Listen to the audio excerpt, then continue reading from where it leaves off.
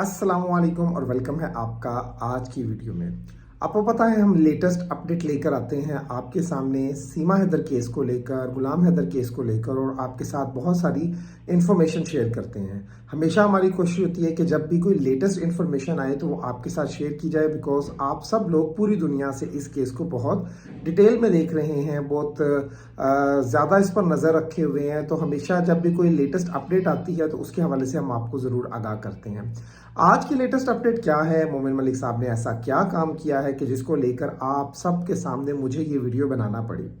आप सब जानते हैं, अगर आप कानून से थोड़ा वाकिफ हैं तो यकीनन ये बात आपके लिए नई नहीं होगी कि जब भी पुलिस ने अपने हदूद से, अपने एरिया से बाहर किसी दूसरी जगह पर कार्रवाई करनी होती है तो उनको मुतलका थाने को इन्फॉर्म करना होता है। जैसा अगर कोई लाहौर की किसी एक एरिया की पुलिस है, पुलिस स्टेशन का वो एरिया है, तो उसने किसी दूसरे पुलिस स्टेशन के एरिया में जाकर किसी को गिरफ्तार करना हो या कोई कार्रवाई करनी हो तो वो उस एरिया के पुलिस स्टेशन को इन्फॉर्म जरूर करती है। यही तरीकाकार होता है, इसी को आगे लेकर चला जाता है। अब सीमा हैदर केस का इस चीज के साथ क्या रिलेशनशिप था, आपको मैं एक वीडियो दिखाता हूं और उसके बाद फिर हम इस पे बात करते हैं।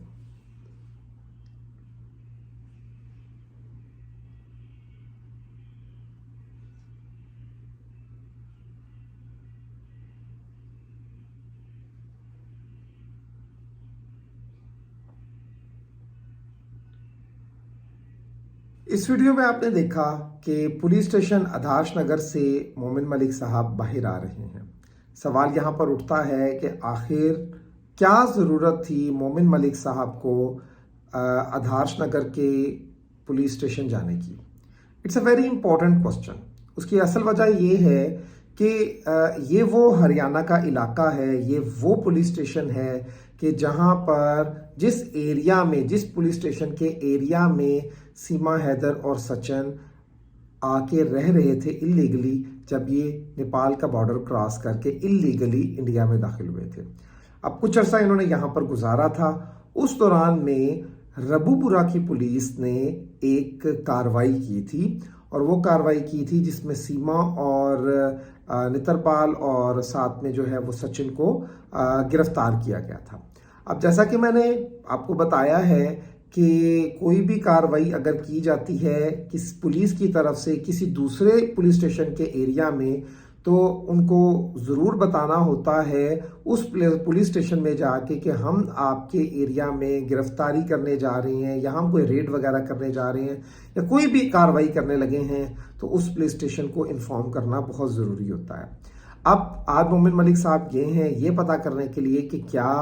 जब रबूपुरा पुलिस जो थी उसने सीमा को गिरफ्तार किया था तो क्या किसी भी तरह की इस कार्रवाई के बारे में आदर्श नगर की पुलिस को इन्फॉर्म किया गया था कि नहीं।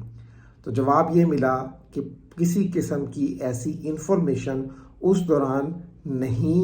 दी गई थी। ये एक बहुत बड़ा सवाल है, ये एक बहुत बड़ी बात है जिससे इस केस को मज़ीद जो है वो बैकलैश मिलता है। इस केस के हवाले से मज़ीद कमज़ोरी सामने आती है कि ये केस चंद लोगों की ख्वाहिश पर ही किया गया है, चंद लोगों की बैकपुश पर ही किया गया है, उनकी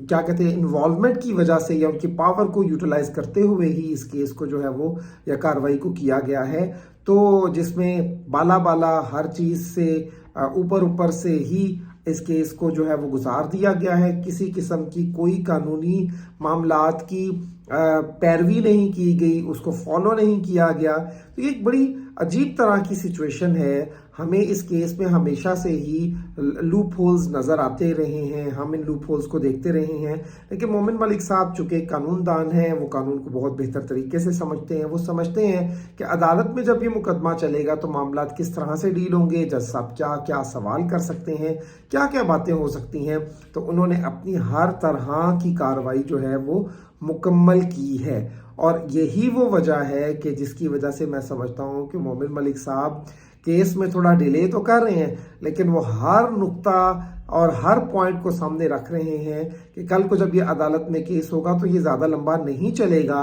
बिकॉज कानूनी नुक्ता निगाह से हर पॉइंट का, हर सवाल का जवाब उनके पास होगा। ये पॉइंट ایک بڑا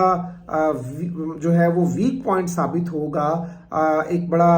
ایسا پوائنٹ ثابت ہوگا جس میں جو پولیس کے جو ربو پورہ کی پولیس ہے ان کے خلاف یا ان کے بارے میں جو باتیں ہو رہی ہیں یا ان کے متعلق جس قسم کی ہم سب کی ایک رائے بنی ہوئی ہے اس کی ان کے لیے یہ ایک بڑا ویک پوائنٹ بنے گا. لیکن غلام حیدر صاحب کے لیے ڈیفینیٹلی ایک اسٹرانگ پوائنٹ ہے، کیونکہ سیما حیدر کیس کو لے کر کہیں پر بھی قانون کو کسی طرح سے بھی مد نظر نہیں رکھا گیا. ہر چیز کو جو ہے وہ بالائے طاق کر دیا گیا، الگ کر دیا گیا اور ایک خاص قسم کی امیونٹی پرووائڈ کی گئی. یہ معاملات، یہ اس طرح کی چیزیں جو ہیں وہ قانونی نقطہ نگاہ سے بہت امپورٹنٹ ہوتی ہیں، اور بہت سارے معاملات جو ہیں وہ ہمارے سامنے مزید آنے والے ہیں. مومن ملک صاحب کا جو طریقہ کار ہے، جس طرح سے وہ کام کر رہے ہیں یا جس طرح سے وہ چیزوں کو لے کر آگے بڑھ رہے ہیں، یہ معاملہ ہمیں اس چیز کو مزید تقویت بخشتا ہے، مزید ہمیں اس بارے میں زیادہ بہتر طریقے سے آگاہ کرتا ہے کہ وہ معاملات کو بڑے احسن طریقے سے لے کر چل رہے ہیں، بڑے بہتر طریقے سے لے کر چل رہے ہیں، اور وہ سمجھتے ہیں کہ ایک قانون دان ہونے کے ناطے، ایک لائر ہونے کے ناطے، ایک جو قانون کا پاسدار ہوتا ہے یا قانون کو سمجھتا ہے، اس طرح سے کام کرتے ہیں کہ وہ ہر پوائنٹس کو انہوں نے انڈرسکور کیا ہوا ہے، اس چیز کو سمجھتے ہوئے چیزوں کو آگے لے کر بڑھ رہے ہیں. تو امید کی جا سکتی ہے کہ یہ معاملات بہت اچھے طریقے سے آگے بڑھیں گے، اور مومن ملک صاحب سے بہت ساری امیدیں ہیں. غلام حیدر صاحب کے چاہنے والوں کے لیے، ان کے ساتھ اس مظلوم باپ کے ساتھ کھڑے ہوئے لوگوں کے لیے یہ ایک ویڈیو تھی جس میں آپ لوگوں کے ساتھ میں نے شیئر کیا معاملہ.